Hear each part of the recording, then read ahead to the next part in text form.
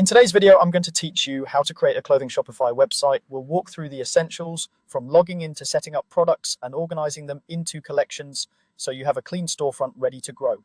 First, head to shopify.com. On the homepage, click Login. Sign in using your email or any of the available sign-in options shown to you. Once you're in, you'll land on your Shopify admin, which is the control center for your store. Open a new browser tab and go to themes.shopify.com. This is where you'll explore the look and feel of your store. You can browse free themes or purchase a premium one if you want extra features or a unique style.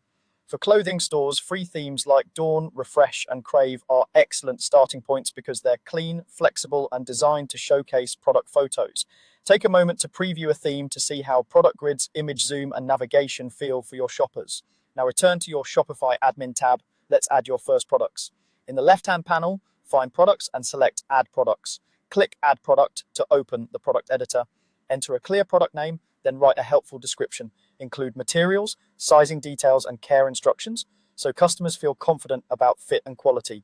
Add your price and upload high-quality images that show the product from multiple angles. Good lighting and consistent backgrounds make a big difference for apparel. If you plan to group items automatically later, apply simple, consistent tags like t-shirt, hoodie, or dress so they're easy to organize.